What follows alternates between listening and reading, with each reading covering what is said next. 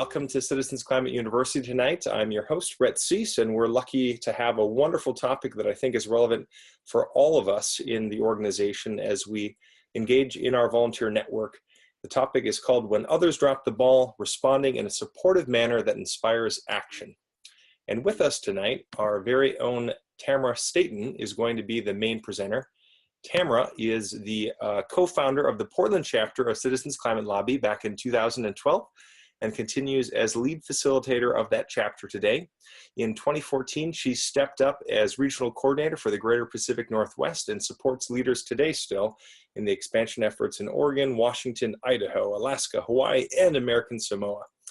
Outside of CCL, Tamara is a consultant, a facilitator, a coach, an educator, and a friend to many, with over 20 years experience in the fields of development and communication.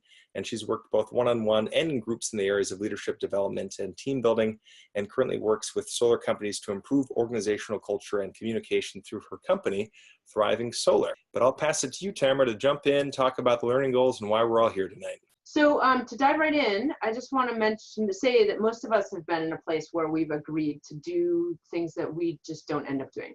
For a variety of reasons, what we've agreed to do just doesn't end up happening. Similarly, most of us have been on the other side of this equation where someone has agreed to do something that doesn't happen or they don't follow through with. So for many of us, a natural response is to grow annoyed or angry with this other person or even with ourselves, feeling resentful or full of blame or disgust, inclined to turn our backs in distrust perhaps. Others may feel more overtly hurt or disappointed with a concern that this person just can't be relied upon.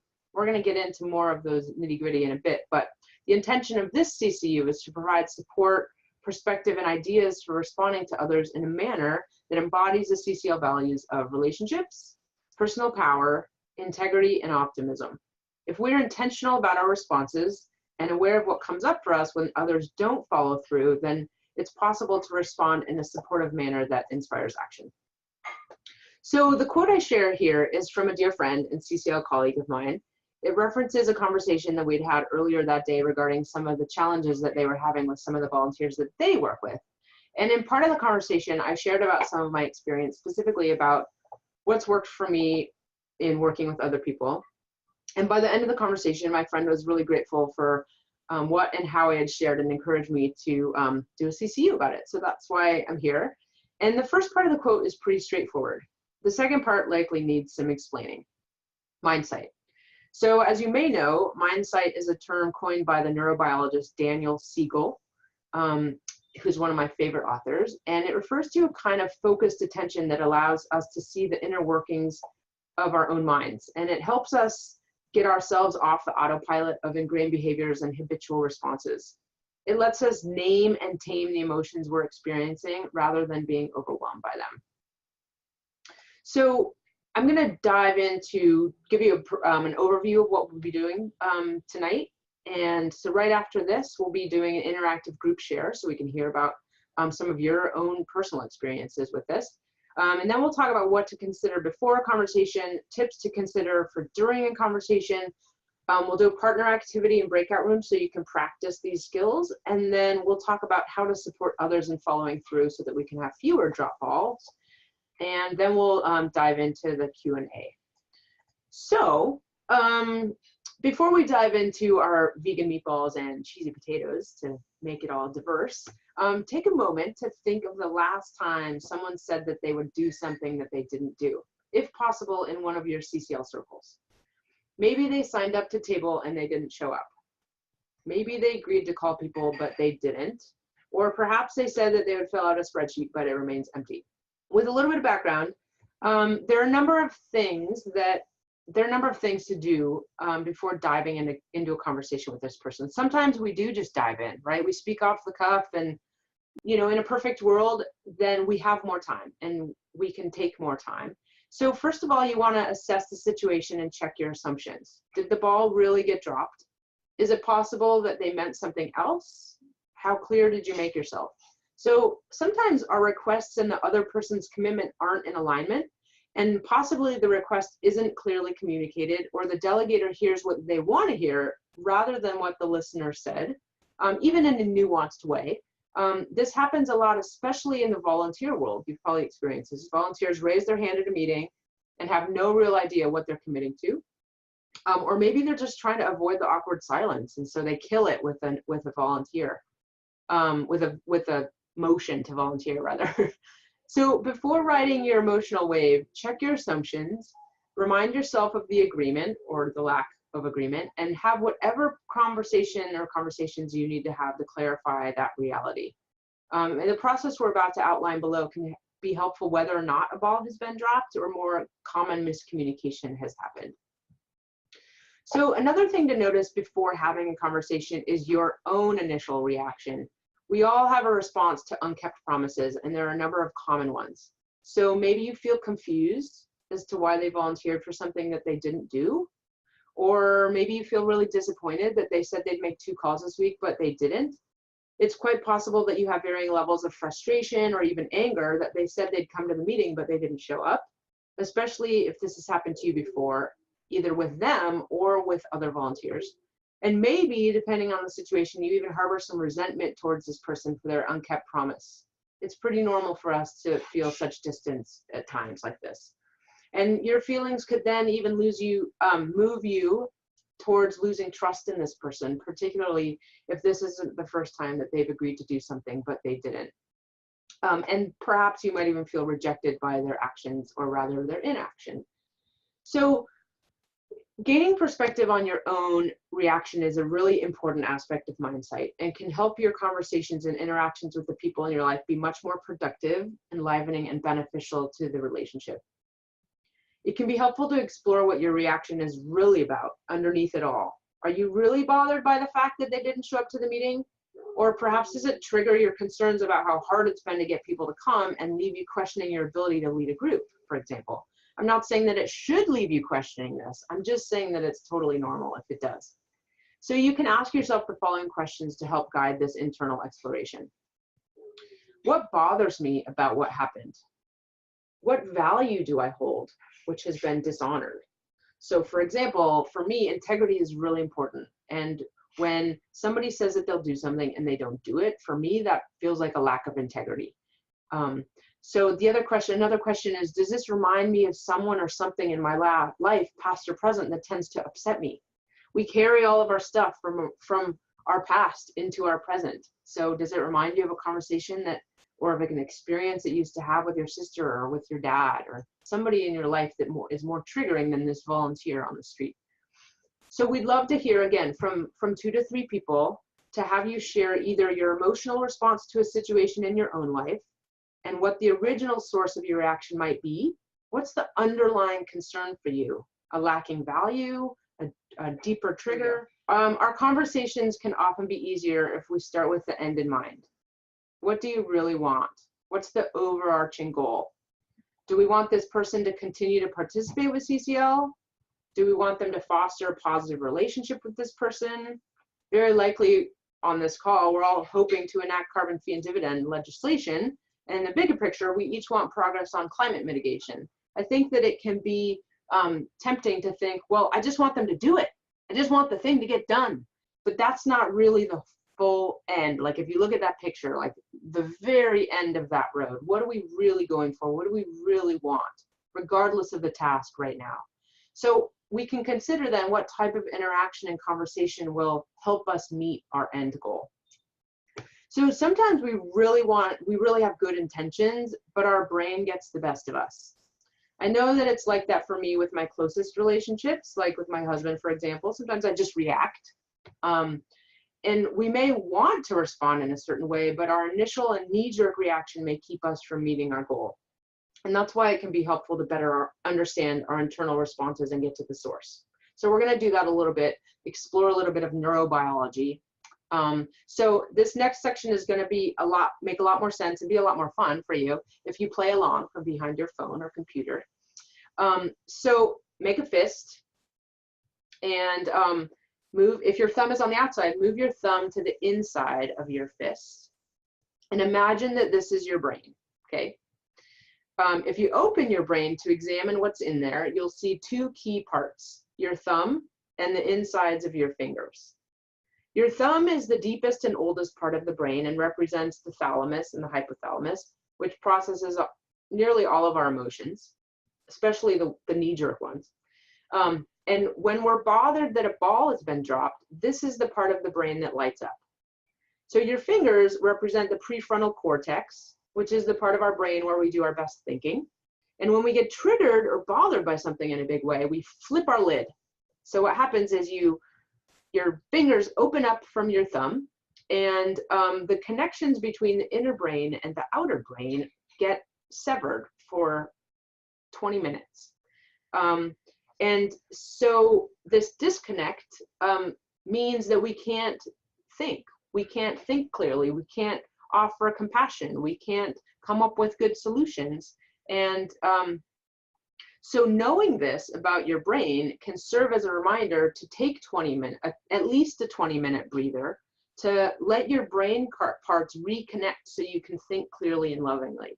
The trick with the 20 minutes is to make sure you're actually doing something that allows you to calm down, like listening to music or reading a book or meditating or running or anything, but make sure you don't get triggered by something else in those 20 minutes. Otherwise, you'll just flip your lid again and you'll also start all over. In addition to considering our own reaction, it's important and valuable to take the perspective of the other person. What might have been standing in their way? What might they know or not know? What might their own internal reactions be?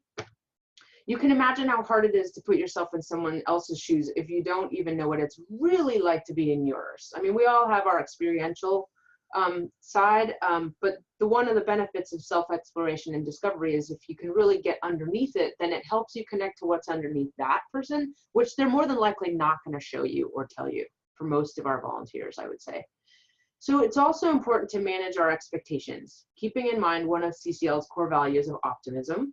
We believe that people most often have good intentions. Perhaps they struggle to say no for a whole host of reasons. Most people, for example, don't want to let others down. So they don't want to let themselves down for not having time and feel that they don't have time. They also don't want to feel like they don't have time to work on what they want in the world. And saying no to other people often brings all of this stuff up for us. And so it's sort of easier to just say yes and then deal with it. And that's what happens sometimes. So the other way to put yourself in somebody else's shoes is to think about the last time you dropped a ball. What got in your way? And sometimes, you know, while we're different people and different individuals, thinking about what got in our way can often be the same or similar to what somebody else experienced that got in theirs. I also want to mention the benefit of using an approach advocated in CCL's Transformational Organizing Guide, which I think the link is going to be put in the chat here. And the third pillar is all about the blame bias and how we can move away from it. One approach, an acronym that CCL provides, is REAP, which helps us look at a situation objectively with an open mind. REAP stands for remember, explain, ask, and plan. And then, of course, we reap what we sow. So remember, when you find yourself blaming an individual for a situation, stop yourself and remember to assume positive intent. What are they really wanting underneath it?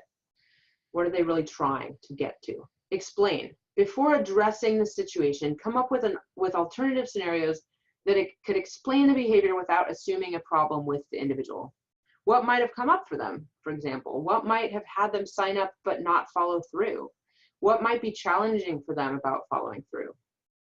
And the A and the P, the ask and the plan, we're going to delve into that a little bit more in our next section. Now we want to talk about during a conversation. All of that was preparedness for yourself to help the conversation go well. And now we're getting closer to diving in. So the first thing I want to stress about the conversation itself is to have it. It's tempting to sweep it under the rug, and most of us do this much of the time, even in little ways. You know, we don't want to see them. We sort of hope they won't come to the meeting. We don't want to bump into them in the store. And you may be concerned about putting them on the spot or making them feel wrong or bad. I know that's how it used to be for me. I was afraid that I would just come out wrong and they would think that I was upset and that I was, you know, I wanted to make sure that they didn't think that I was, you know, I didn't push them away, basically. But the likelihood is that if this person really did say that they would do something and they didn't do it, both of you are aware of it and both of you feel it and you have your own reactions to it. And if you ignore it, then it never really gets resolved and it can leave this awkward space between people, and it's really hard to fix the space later. It's better to fix it now, or address it, maybe not fix it. Fix it's not the right word, but addressing it. So during the conversation, it's also helpful to create a sense of relatedness and equal footing. So this is the addressing it part. So sharing that I've been there, I totally get it, goes a really long way.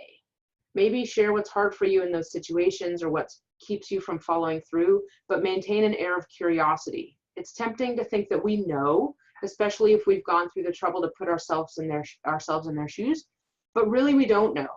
It's their experience. Ours may be similar, but it's still theirs. And staying curious massively helps the conversation go smoothly in our relationship as well with this person. I'm thinking about that group leader that was sort of shaming people in the group. And if she'd come from a place of curiosity, like, hey, what's happening? You know, is it me? Is it us? Like, let's explore this together. It would create a totally different dynamic in a different space, I'm sure. The other piece is integrating gratitude. And that really helps create a sense of relatedness. Thanking them for what you can thank them for the other areas where they've been successful, the last thing that they did perhaps, or maybe even just because of their passion and willingness to take this thing on. Intention deserves appreciation.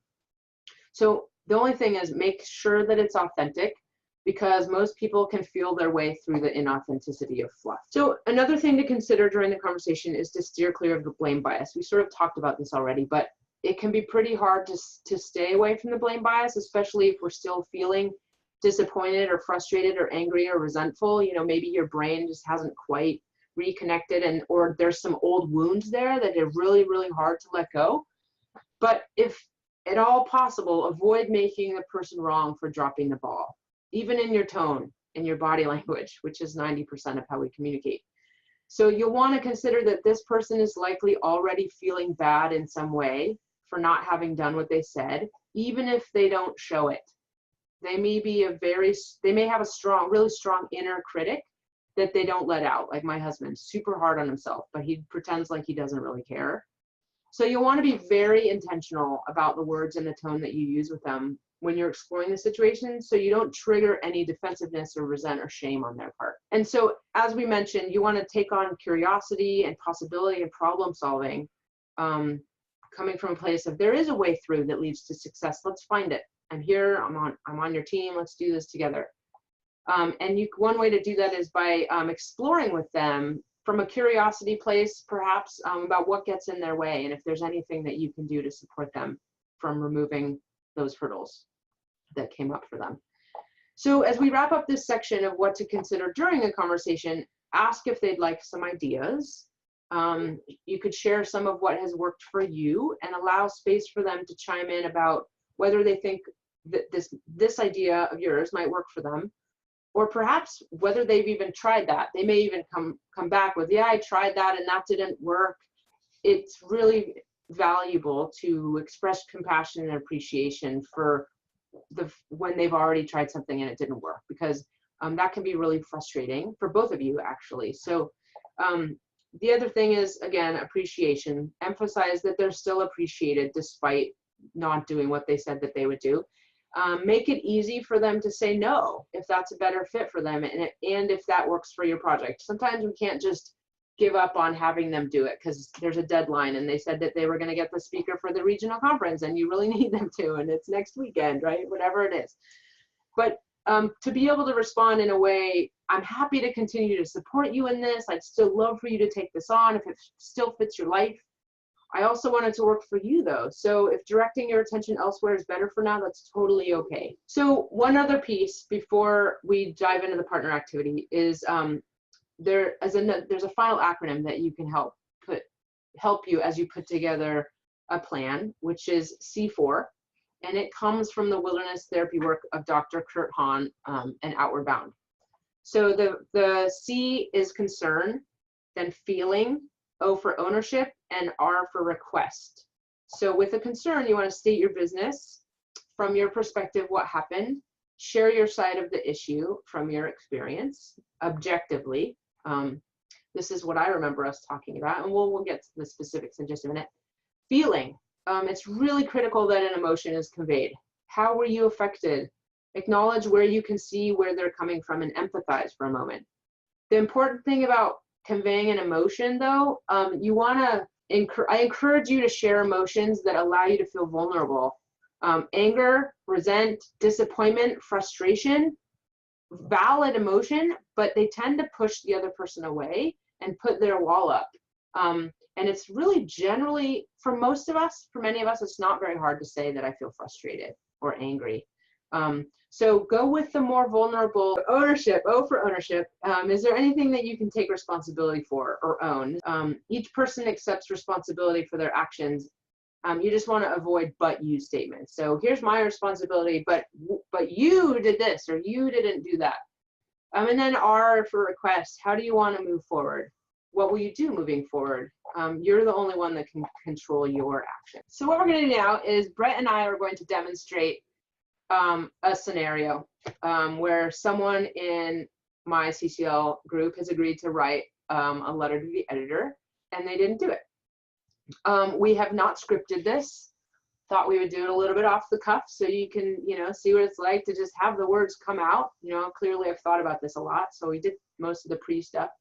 And then after we demonstrate this for 4 minutes or so, then we're going to split everyone up into partners, into groups of 2. One group will have 3, and we'll put you in breakout rooms.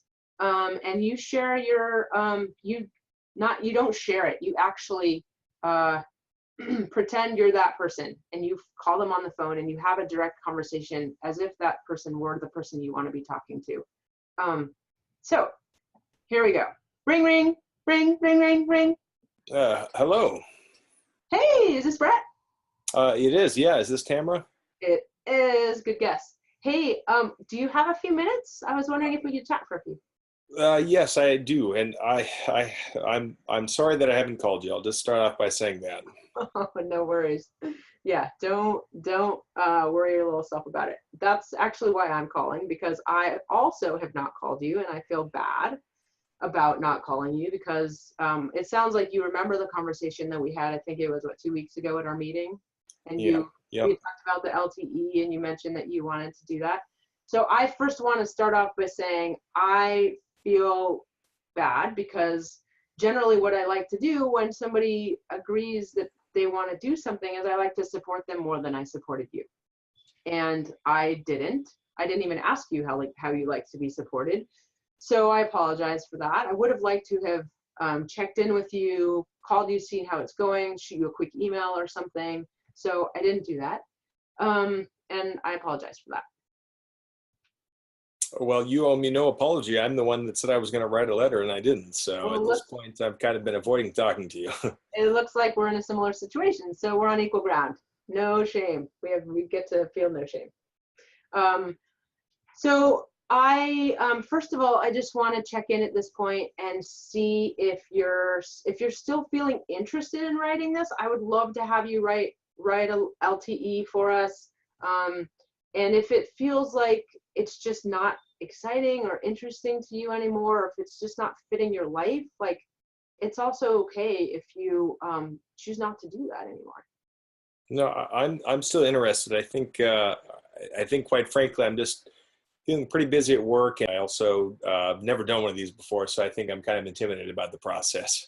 Yeah, totally. Well, it sounds like you've done some exploring about what comes up for you sometimes when you want to do something and it doesn't happen. It sounds like you've been busy, and it sounds like also this is new for you and you feel intimidated. And I am glad you shared that, because I was going to share some of what comes up for me when I feel like I don't really know what I'm doing, and I tend to avoid the things that I think are going to make me feel stupid or incapable. And so I'm not saying that you feel that way. However, I am saying that if you do, I totally know where you're coming from. And it sounds like you are interested in doing this still, and I would love to do a better job supporting you than I did before. And if you'd like, I can do a couple things. I can send you the resources from community that walk you through step-by-step on how to write a letter to the editor. I could send you the webinar link if you like watching videos, or we could get together at the library and do an in-person thing, and we could both write a letter to the editor. Yeah, I mean, all that information kind of sounds overwhelming, honestly. I think I just need somebody to give me feedback if I can write a first draft or something and get some honest feedback. Totally. Yeah. My apologies for overwhelming you. I tend to do that. So, yes, I would be happy to offer you whatever you need. So, you let me know. Let me check in with you about this. What time frame do you think feels realistic for you to write a letter to the editor, to draft your first one? Oh, well, I guess I have a lot this week. Probably the same time around next week, I would be happy to try to shoot for. Okay, awesome. And you said that you would love for me to read it and give you feedback, right? Mm-hmm. Okay, Yeah, awesome. Would it also feel helpful for me to just shoot you a quick email like middle of the week and see if you're needing anything else? that would be great. Yeah. Okay, all right. I will plan on doing that. Um, Thank you. and hey, Brett, I just want you to know, no hard feelings on my end. I totally, I've been in your situation so many times, and I just say I do something and then I don't. And no hard feelings. I want to support you in No, this. well, thank you.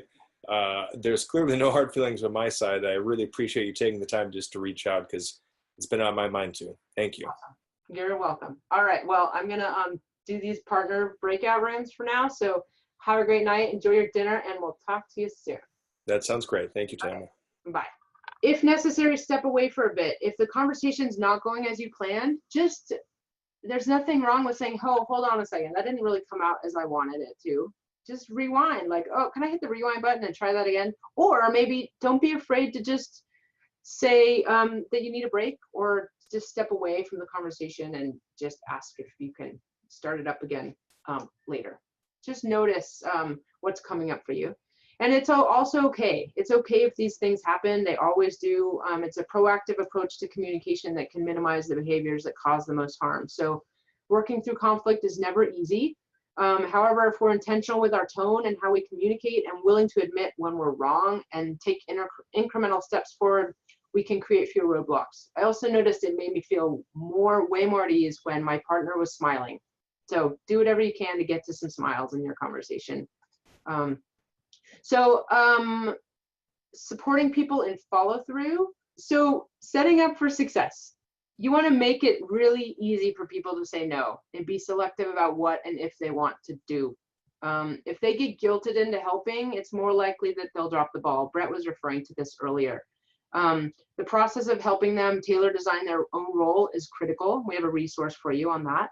Ask them what their comfort level is with their this task or assignment. You might want to ask, what approach would you take to handle this role or this task, and check to see if there's anything that they're unclear about. The other thing that feels to me very important is to have regular check-ins so that they feel, not only so they feel the support, but also so that they can have a loving, gentle reminder of what they actually not only said that they would do, but what they wanted to do. So if they lack experience with the task and haven't developed the necessary skills for the job, then you could show them or talk them through how it's done. Sometimes doing the work and letting them, writing a letter to the editor and having them edit it can be valuable. And then maybe they can edit it, they can write it the second time.